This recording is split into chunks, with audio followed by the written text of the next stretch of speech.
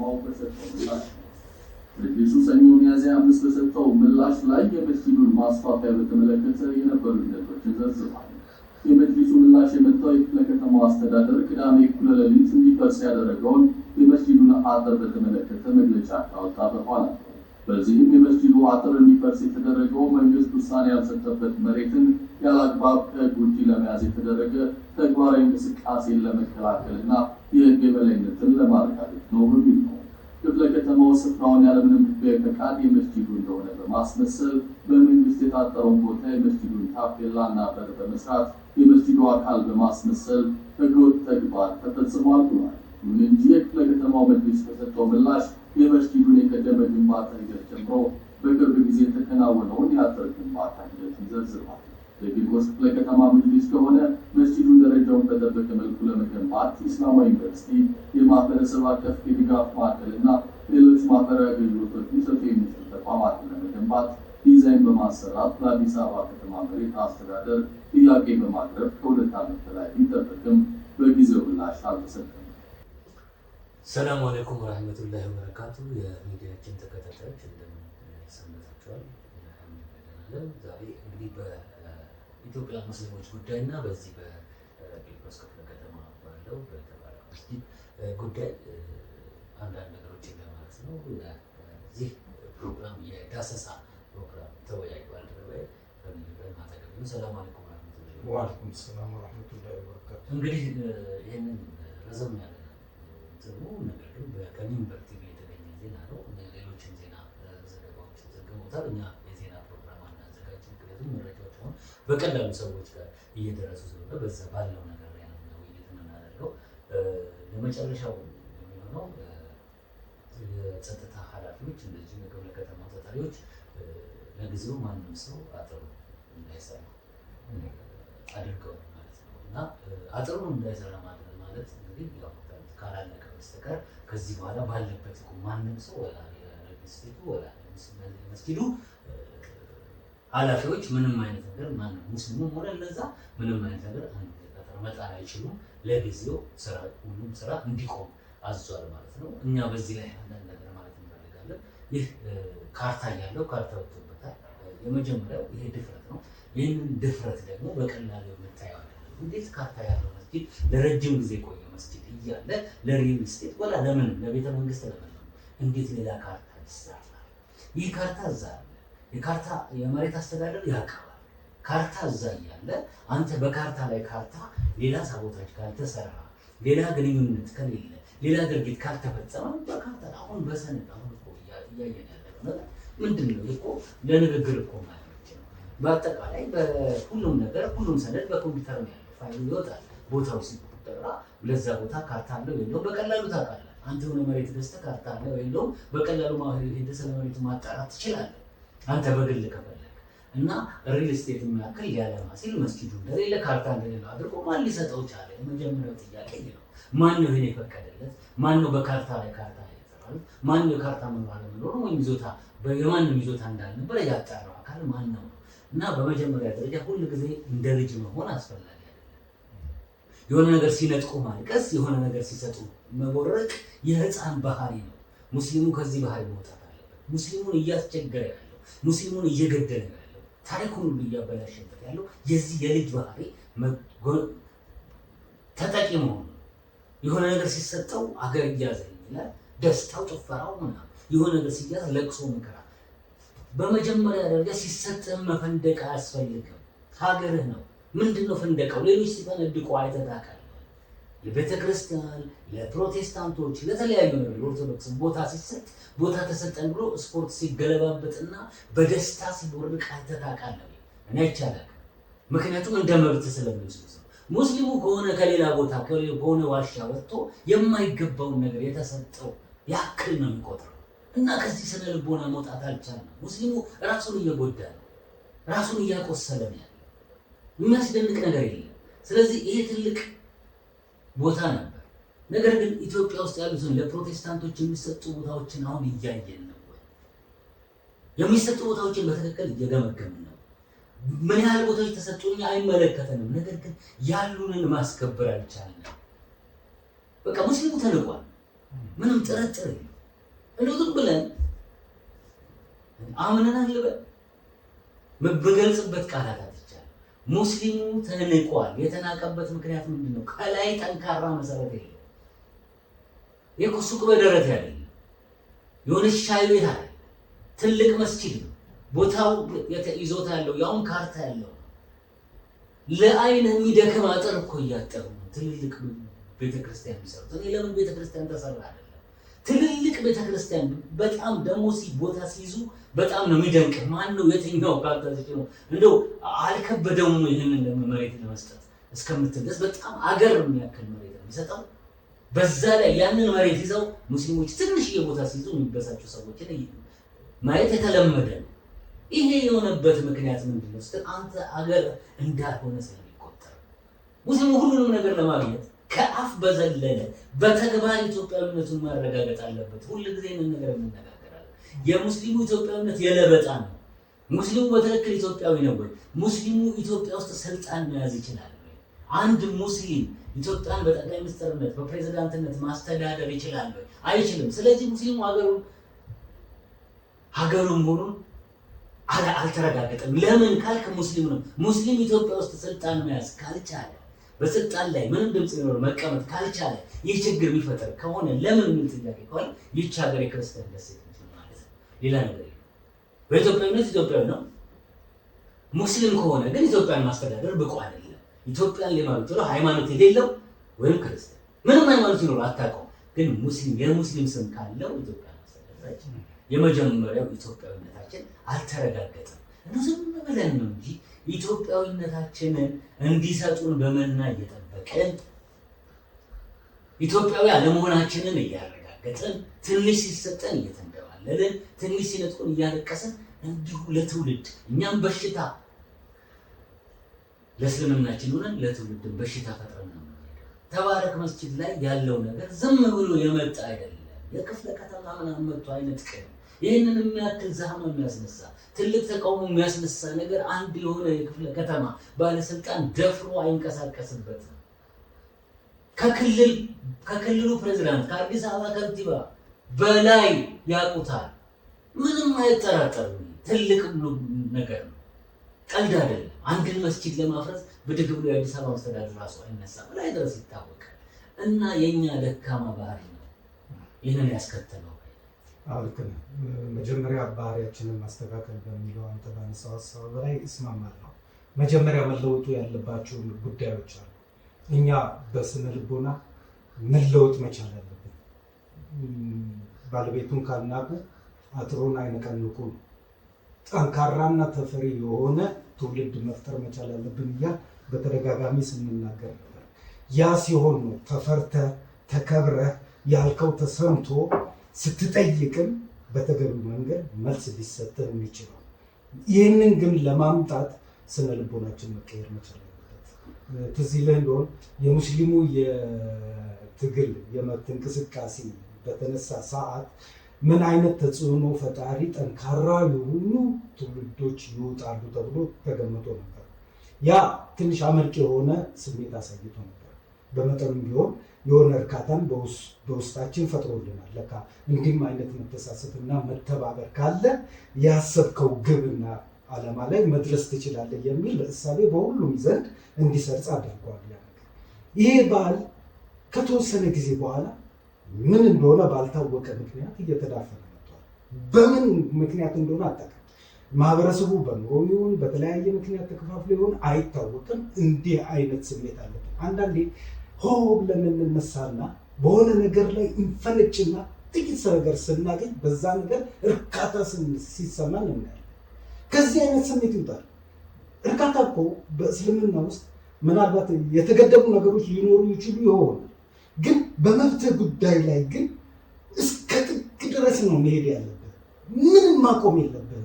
አንተ እኮ አይደለም፣ አንተ እኮ አሻጋሪ። አሁን እኛ የምንናገረው ለልጅ ልጆች አሻጋሪ የሆኑ ስራዎችን መስራት የምንችለው በተጽዕኖ ውስጥም ሆነን ያንን ተጽዕኖ ሰብሮ የመውጣት ባህልና ዓላማ ሊኖረን ይገባል። ያ ካልሆነ ግን አሁንም ነገር ችግር ይፈጠራልና መጀመሪያ ግን ህብረተሰቡን የማንቃት ስራ መስራት አለብን ብዬ እገምታለሁ። መጅሊሱ ላይ ያሉ ሰዎች ጠንካራ የሆኑ ልጆች ሊኖሩ ይችላሉ በየአካባቢ።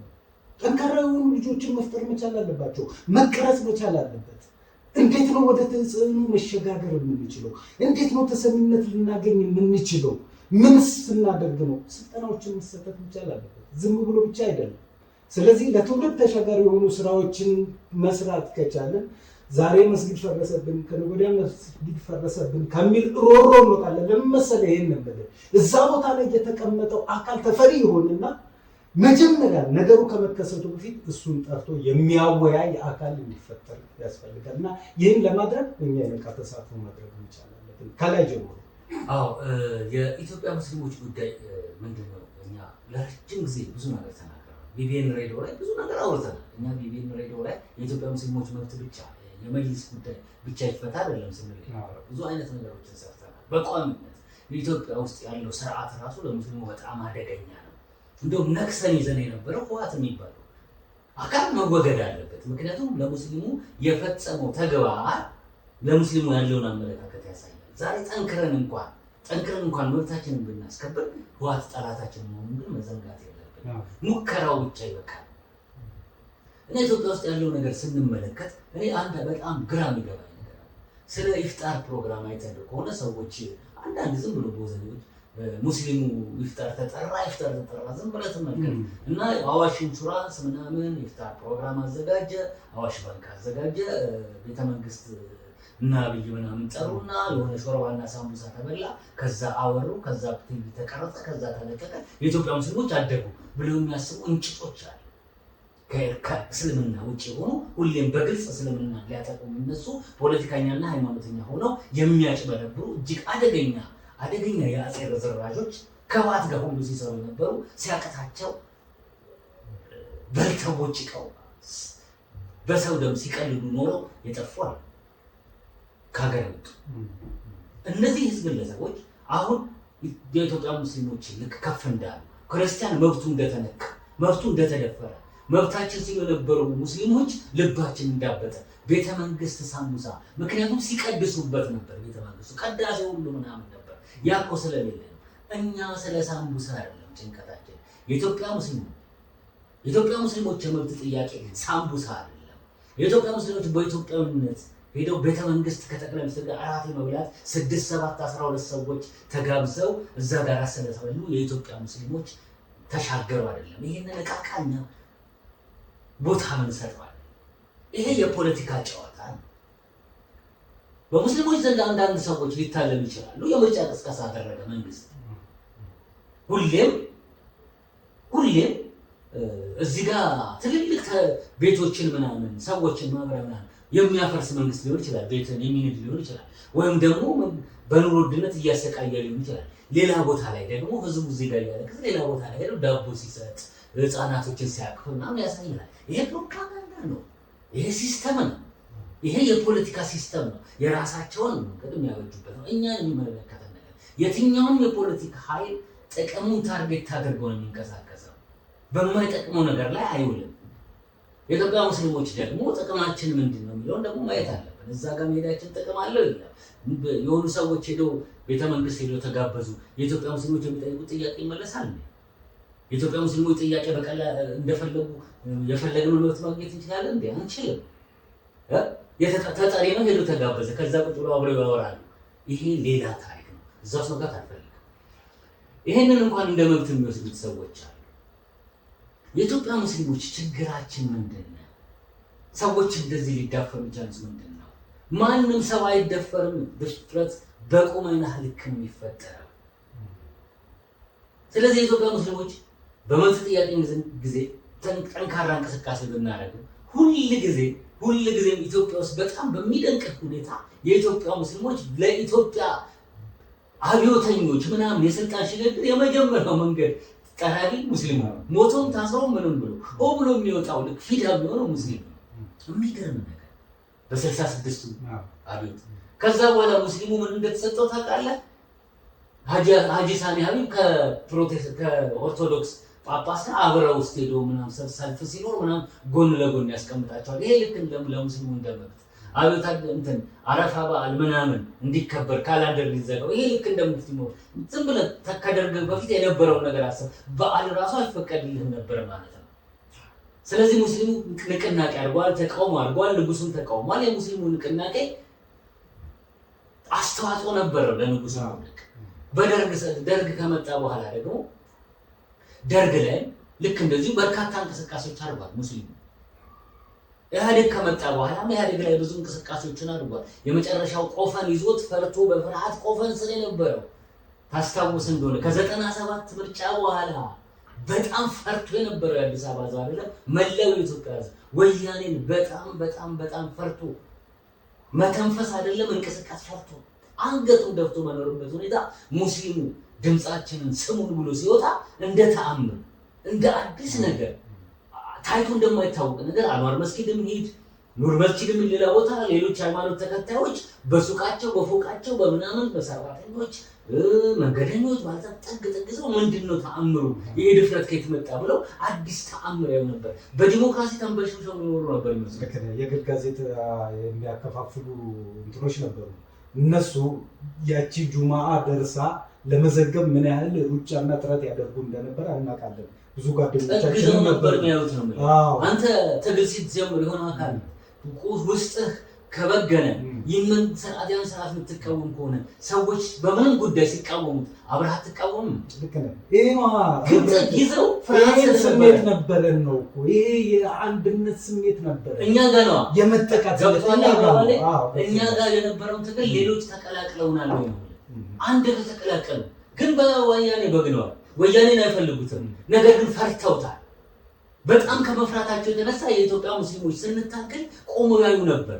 አሁን ለኛ እኮ ስለ መስጂድ ቦታ ስለምናምን ሊያዙ የሚፈልጉ ወይም ደግሞ አስተያየት ሊሰጡ የሚፈልጉ ሰዎች ገብቷል ቆፈን ይዟቸው ፈርተው ነበር። እንደዚሁም ደግሞ ዛሬ አሁን በየክፍለ ከተማው ትልልቅ ስልጣን የያዙት ካድሬዎች ያንን የወያኔን የምንቃወምበትን እንቅስቃሴ ለማኮላሸት በጣም ሲደክሙ ነበር። እኔ እውነት ብዬ ለምን ምነግርህ ማለት ነው ብልጽግና ውስጥ ያሉ ካድሬዎች 80% የወያኔ ደጋፊ አልነበሩ እንዴ? የወያኔ ካድሬዎች አልነበሩ እንዴ?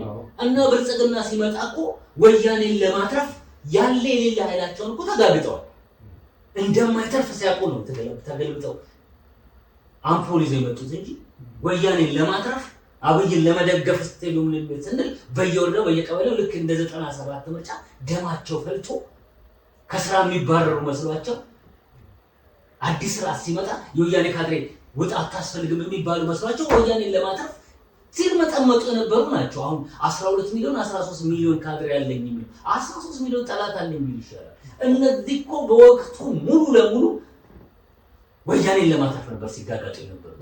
እንጀራቸውን ለማትረፍ በየቀበሌ በየወረዳው በየክፍለ ከተማ ይበሉ የነበረው ብሮረት የለመዱት ስርዓት ሲቀየር መባረር ደርግ እንደዛ ኢህአዴግ እንደዛ ነው ያደረገው።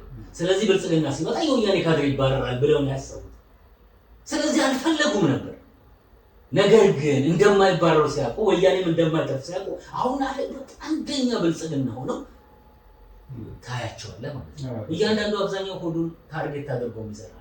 ወደ ኢትዮጵያ ሙስሊሞች ስንመለስ የኢትዮጵያ ሙስሊሞች ምን ላይ ነው ያለን? ራሳችንን ስንገመግም የመጀመሪያው የኛ ውድቀት የግለሰቦች አስተሳሰብና ዘረኝነት። የግለሰቦች አስተሳሰብ ምንድነው? በስሜት መነዳት። አዋቂ ነን የሚሉ ሰዎች ሙስሊሙ መካከል ላይ የራሳቸውን አስተሳሰብ አቁራርና ሐዲስን ትተው ግለሰቦች በጻፉት ኪታብ ላይ ግለሰቦች እንትን ብለው የራስ የሚመችን ለምሳሌ ኢማሙ አህመድ አሉ፣ ኢማሙ ሻፊዒ፣ ኢማሙ ሐነፊ፣ አንበልይ እና የሚመችን አንተ ለሰነ የሐንበልይ ነኝ እንደሚለው በአስተሳሰብ የራሱን አስተሳሰብ ሙስሊሙን ለሁለት በመክፈል የሌሎች አጀንዳ መጫወቻ በማለት ሙስሊሙን አቅም በማዳከም የመጀመሪያ ሙስሊሙ ዋና አስተዋጽኦ። ሁለተኛ ዘረኝነት ላይ በማተኮር በሁሉም ዓለሞች ላይ በውጭ ሀገር ላይ ብትመለከት ሙስሊሙ በዘረኝነት እንደተዘፈቀው ሌላው አካል በዘረኝነት ተዘፈቀ። እንደውም በጣም የሚገርም የተነገረልኝ ነው። ማስጠንቀቂያው የተነገረን ጉዳቱ የተነገረን ጥንብ ነው የተባልነው እኛን እንደ ሽቶ የቆጠርነው ደግሞ እኛ። ይሄም ለሙስሊሙ መዳከም ምክንያት። ስለዚህ በየቦታው ብትሄድ ሁሉም ሀገሮች ላይ ብትሄድ በዘሩ ተከፋፍሎ ታገኛለህ።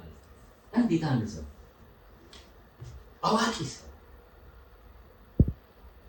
የሰለጠነ አስተሳሰብ የሚያስብ ሰው እንዴት በተከለከለው ነገር ላይ የሙጥኝ ይላል? እንዴት ለአኺራ ምንም አይነት ጥቅም በሌለው ነገር ላይ እየዋለ እንዴት እኔ ሙስሊም ነኝ፣ እንዴት እኔ አማኝ ነኝ፣ እንዴት እኔ ስለ ዲን አውቃለሁ እንዴት ይላል? ለአኺራ አላህ ፊት ምንም ጥቅም የሌለው ቁብ የማይቆጠር እሱ በዘረኝነት የራሱን ዘረኛ አይደለም ይላል። የራሱን ዘር ነው የሚሰበስበው። ዘርን መውደድ ለምንድን ነው በተለይተ የምትወደው? ምንድን ነው ዘር? ቋንቋ የምንነጋገርበት ቋንቋ አላህ ሰጥቶን እስላምኛ አላህ ሱብሓነሁ በእኔ ዘንድ ከፍ ያለው አላህን ፈሪያችሁ ነው ከመካከላችሁ ብሎን አላህን የሚፈራ ወንድምን አትፈልገውም? ያንተን ቋንቋ የሚናገር እየፈለግ ስትሰበስብ እኔ የኔን ቋንቋ የሚናገር ፈልጌ የማልሰበስብበትን ምክንያት ጠይቀኝ። ያኛው የራሱን ቋንቋ ሰው የመጀመሪያው እኔ የራሴን ቋንቋ ተናጋሪዎች መሰብሰቤ ሌሎች የራሳቸውን ቋንቋ ተናጋሪዎችን እንዲሰበስቡ መንገድ እየከፈቱ መሆኑን አላውቅም። መንገዱን ስከፍት ይህ አካሄድ ዘረኝነት እንደሚፈጠር የዘረኝነት መንገዷ ቋንቋ ተናጋሪን መፈለግ ከሱ ጋር ተሻሽ መሆኑን አታውቅም። ይህ ደግሞ ለእስልምና አደገኛ መሆኑን አታውቅም። ታውቃለህ? የሐውስና የአዝረጅ ጎሳ ምሳሌ ሊሆን ይችላል። እኔ በጣም የምደነቀው በእስልምና ሙት እስልምና ላይ እስልምና ናንጎዳው ግን እኔ ድፍረት ጃሂሉ ጋር ድፍረት አዋቂዎች ጋር ነው ያለው። አዋቂዎች በጣም አላህ እንደፍሩታል። አውቀናል ይላሉ። የመስጂድ ኢማም ይሆናሉ። ዘረኝነት አለባቸው። ወንድሜ እኔ ምን ብዬ ልንገርህ? አላህ ፊት ምንም ጥቅም የሌለው ነገር ነው። ዱንያዊ ጥቅም ካልሆነ በዘረኝነት ዘረን በመሰብሰብ አኺራ ላይ የምታገኘው አንድ ነጥብ ነገር የለም። ግን ማለት ነው አማራውን፣ ስልጤውን፣ ጉራጌውን፣ ሀዲያውን ሙስሊም የሆነውን በሙሉ ብትሰበስብ በአንድነት አንድ ቋንቋ ብታናገረው እስልምናን እያጠነከርከው ነው። አንድ ድርጅት ተከፍቶ ወይም ኮሚኒቲ ተከፍቶ በአንድ ብሔረሰብ መታጨቅ ሙስሊሙን እያሸሻው መሆኑን አታውቅም። ለሙስሊሙ መጥፎ ነገር እያስለመድክ መሆኑን አታውቅም። አላህን ለምንድን ነው የማንፈራው? እኛ እኮ እንሞታለን። ምስጥ ድብና አድርጎን ይበላል። እንኳን ዘሮች አይደለም ሚስት አታስታውስም። አንተ ከሞትክ በኋላ ወደ ቤት ከገባህ በኋላ ቀባሪ አንተ ያው ሁሉ የለፋለት ያው ሁሉ የደከምክለት እንኳን ዘር ቤተሰብ ልጆችህ እንትና አራት በላ እንትና ምሳ በላ እንደ ድግስ ነው የሚያደርጉት። ከቀብር በኋላ ስጧቸው ለእንትና ምሳ ድግስን ሰው የሞተበት ሳይሆን ድግስ ነው የሚመስለው አይደለም? ድግስ ነው የሚመስለው። እዚህ ጋር ነው እኮ የምትሮጠው። አላህ ፊት ማያዋርድን ለእስልምና የሚጠቅም ነገር ላይ ነው አለ። እባካችሁ ይህም ትልቁ እስልምናን ያዳከመው ስፓይናል ኮርዱን የሰበረው ሙስሊሙ ዘረኝነት ነው። ዛሬ መፈተሽ ያለብን ብዙ ነገሮች እንዳሉ እንገምታለን። ኢንሻአላህ ደግሞ አላህ በፈቀደ ሰዓት ደግሞ ወደፊትም እየተነተናቸው የሚመጣቸው ብዙ የሆኑ ማህበራዊ ችግሮች አሉብን። ከዚህ ስሜት መውጣት አለብን ነው የኛ ሀሳብና ምክር የምንሰጠው። ቅድም ባነሳው ሀሳብ ላይ አንዳንድ ነገሮችን ማለት እፈልጋለሁ። መቼም ስናነሳ ውስጣችንን ዝር የሚያደርገን ነገር አለ። ቀደም ብሎ የነበረውን የመብት ትግል እንቅስቃሴ የዛኔ የነበረው ስሜት አሁን ምናልባት ከብዙዎቻችን ላይ ትዝታው እንጂ ስሜቱ ጠፍቷል ብዬ ስለምገምት ነው። ያ ስሜት ግን አልሐምዱሊላህ እኛ ውስጥ ግን ያ ስሜት ባሰብነው ቁጥር ውስጣችን ብልጭ የሚሉ ብዙ ነገሮች አሉ። ምን ያህል ህብረተሰብ እንደተሳሰረ ታያለህ። የዘረኝነት አጥቅቶን ነበር እንደ ሙስሊሞች በአንድ የቆም ነው። ተመልከት እንግዲህ የነበሩትን ነገሮች እዚህ ጋር አንደኛ ደረጃ የመንግስት ባለስልጣኖች በዋነኛነት የዚህ የመብት ትግል እንቅስቃሴ አባል ነበሩ ሙስሊሞቹ። መንግስት ይህንን ያውቃል፣ በደንብ ያውቃል። እነማን ናቸው ግን አንጥሮ ሊያወጣ አልቻለም። የተለያዩ ሽኩቻዎች ነበሩ። ኢንፎርሜሽኖች ይወጡና ለሙስሊሙ ህብረተሰብ ይደርሳሉ። ምን ያህል ትስስርና የአንድነት ስሜት እንደነበረ አይተናል። ያ ስሜት ነው ከውስጣችን እየጠፋ የመጣው። ፖሊሱ ይመጣና ዛሬ በእንዲህ አይነት ቦታ ላይ እንዲህ አይነት እንቅስቃሴዎች ሊደረጉ ስለሚችሉ እናንተ ከእንዲህ አይነት ስሜቶች ታቅቡ ብሎ ኢንፎርሜሽን ነበር። ብዙ ትስስር ነበር። እንዲህ አይነት የአንድነት ስሜት መፍጠር የምንችልበትን እኮ ነው እሴት እያጣን ይመጣ ነው። ከዚህ እሴት ውስጥ ለምን ልንወጣ ቻለ? አሁን ያየነው ከዚህ በፊትም የተካከስናቸው ነገሮች ነበሩ። መቼም እንደው እንትንም ባይሆን አንዳንድ የተቀስቀስ አድርገን ማለፍ አለብን ብለን እንገምታለን፣ ሰርተንበታል።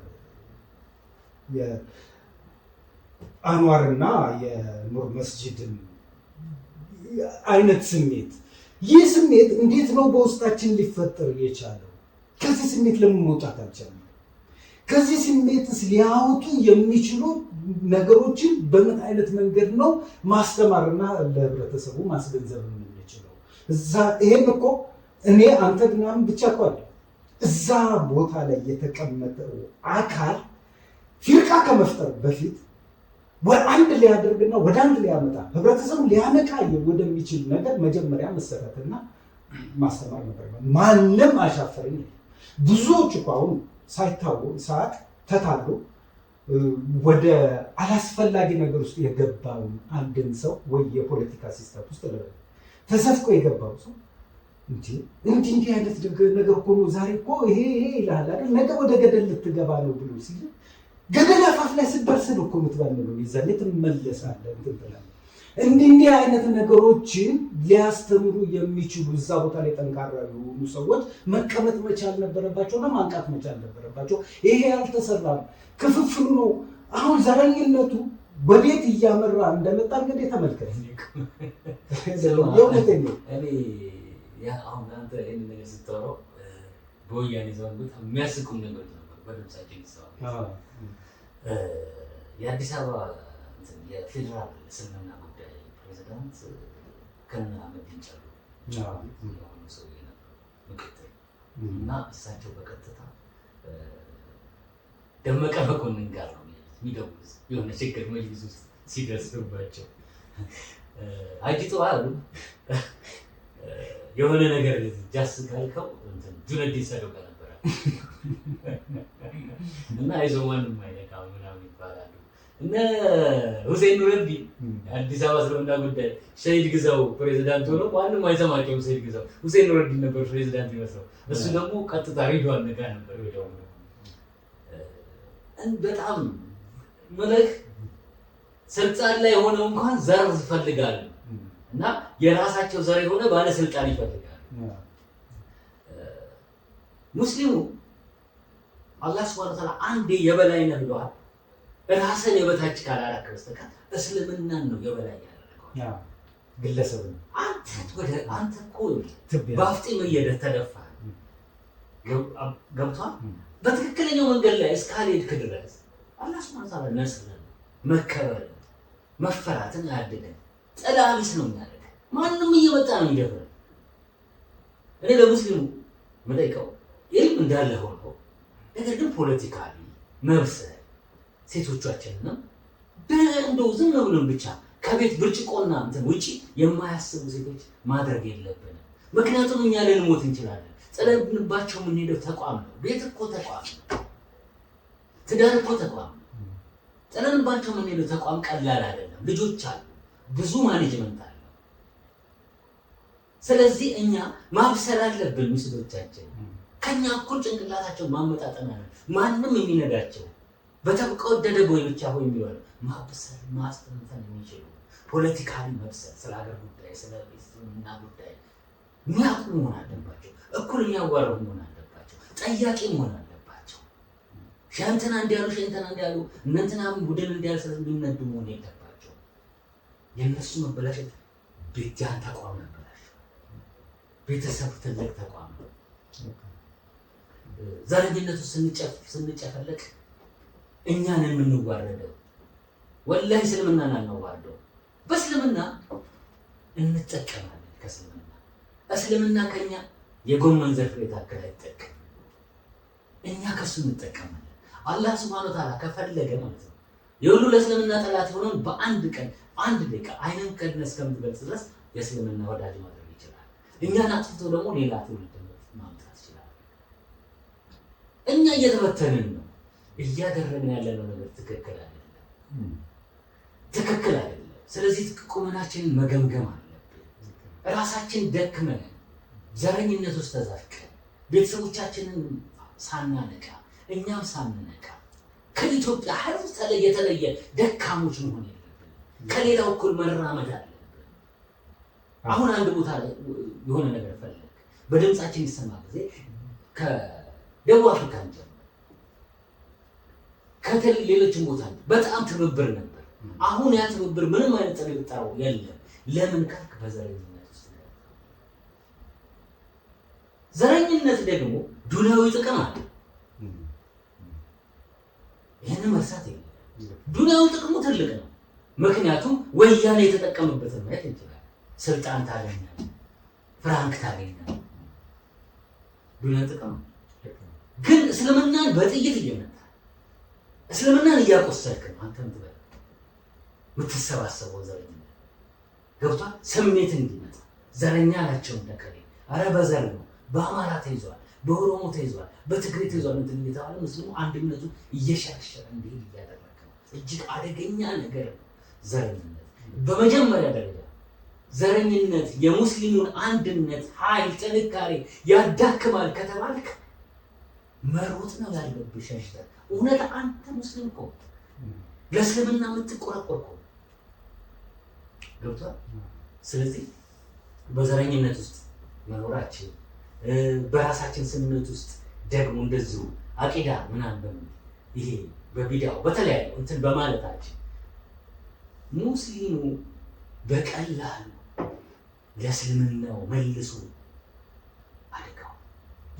ስለዚህ በኢትዮጵያ ውስጥ ብቻ ስንመለከት ወላሂ ለእስልምና ምንም አይነት አደጋ የለም። ለእስልምና አደጋ እኛ ራሳችን ይህንን በደንብ እንዲህ አይነት ነገሮችን ደግሞ የምናነሳም ከሆነ እስቲ ደግሞ በዚህ ጉዳይ ላይ መፍትሄው እንዴት ነው ሊመጣ የሚችለው የሚለውን ከኛም አንዳንድ ጥቆማ ሊኖር ይችላል። ህብረተሰቡ አድማጭ ተመልካቾችም በዚህ ጉዳይ ላይ እስኪ ተሳትፎ ያደርጉበት፣ እስኪ ይሳተፉበት።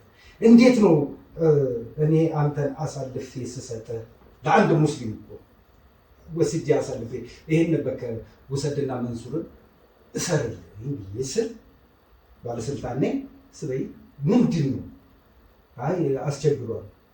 መጀመሪያ እስልምና ቢጎድቷል ወይስ ምን አድርጓል? እስልምናን እስካልጎዳ ድረስ የምትሰራው ስራ ጠንካራ ከሆነ መገፋት መቻል የለብህም። ለእስልምና ደግሞ ጠላት ከሆንክ አሳልፈ ስትሰጠኝ ጠላት ሆኜ አንተ አሳልፈ ስትሰጠኝ ያደረገው ምንድን ነው? እንዲህ አይነት ነገሮችን ፈጥሯል። ይሄ እስልምናውን አይደግፍም። አዎ ይሄ እስልምናን አይደግፍም። ይሄ ከእስልምና መርህና ተግባር ውጪ ነው ብለህ ስታስረዳ እሺ ይመክራል። በእንዲህ አይነት ነገር እናስተምረዋለን። እንዲህ አይነት ባህሎችን ማምጣት መቻል አለብን። ይሄን ከላይ ብቻ እኮ አይደለም ከቤተሰብ ጭምር እኮ ከቤተሰብ ጭምር እስከ አንድ ቤተሰብ ውስጥ ምን አይነት ክፍፍል አለ? ከዚህ ነገር ውስጥ መውጣት መቻል አለብን። በአንድ ቤተሰብ አባትና ልጅ ተኮራርፈው የሚኖሩበት ማህበረሰቦችን አላየንም? በምናውቃቸው ብዙ ቦታዎች። እስኪ መጀመሪያ ግምገማ ይደረግ። ዘረኝነት ለእስልምና ጥቅም አለው የለው ተነግሮናል እኮ። ግን እኛ ሰውኛ አስተሳሰብ ላለን እንደው አእምሮ ላለና ለምናመዛዝነው ደግሞ እስኪ እንገምግም። ዘረኝነት ጥቅም አለው ጉዳት አለው? ከእስልምና ውጭ የሆነ ሀሳብ እኮ ነው የምልህ። ሊጎዳ ይችላል፣ ሊጠቅም ይችላል። ዛሬ ሰዓታችን አጭር ባይሆን ብዙ ነገር ነበር። ግን ይህንን ርዕስ ማለት ነው አድማጮቻችን በድጋሚ ከነ መፍትሄ ከእናንተ እንጠብቃለን። ግን እኛ መፍትሄውን ይዘን እንመጣለን። ሰዓታችን ካሜራማኑ ሰዓት ያለቀ ነው እያለን ስለሆነ ነው አሁን አንተን ያቋረጥነው። በዚህ በሙስሊሙ መከፋፈል ጉዳይ ብዙ ምን እንለዋለን።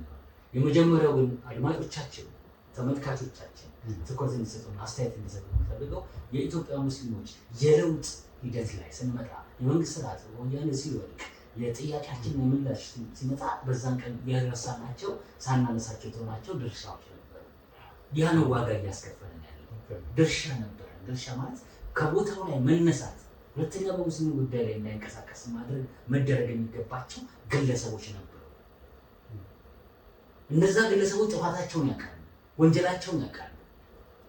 ነገር ግን በይቅርታ ጠረጴዛ ስትስብላቸው ወደ ሁለተኛ መብት መጡ። እጅግ አደገኛ የሆነብን እሱ ያጠፋ ሁሌም ማለት አሳልፈ ለሌላ አትሰጠው። ሙስሊም ነው አሳልፈ አትሰጠው ወይም ደግሞ አትከሰው፣ ግን ካንተ ተቋም ጉዳይ ላይ ታውጣ። ምክንያቱም ባለፈባቸው ግዛቶች ሙስሊሙን አሳልፎ ሲሰጥ ሲያሳስር ሊያስገድል ሲሞክር የነበረን አካል ያንን የድርድር ጊዜ ልመና ትቶ ከወያኔ ጋር ያበረ አካል አሁን እሱ አፉ ብያለሁ ወደ ቤት ግባ ብቻ ብለህ ወደ ሌላ እንቅስቃሴ ሲገባ እሱን ይዛ ለመንቀሳቀስ እንደሞከረው ከባድ ዋጋ አስከፍሏል። እንመጣበታለን። ግን አሁንም ቢሆን ሙስሊሞች ከዘረኝነት እንደዚሁ ደግሞ በደካማ ነገር ግለሰቦችን እየተከተለ በመከፋፈል ለሙስሊሙ ጠላት መሆናችን ለራሳችን ጠላት መሆናችንን ለእስልምናችን ጠላት እየሆነ ነው። እኛ ማንንም ሳይሆን ራሳችንን እየጎዳን እስልምናችንን እያዋረድን ለጥቃት እየዳረግን መሆኑን ልንገነዘብ ይገባል ብሎ ማስታወስ እንወዳለን። የዛሬ ፕሮግራማችን በዚህ ተቋጭቷል። ሳምንት ከሰሞኑ ፕሮግራም እስከምንገናኝ ድረስ ወሰላሙ አለይኩም ወረህመቱላሂ ወበረካቱ።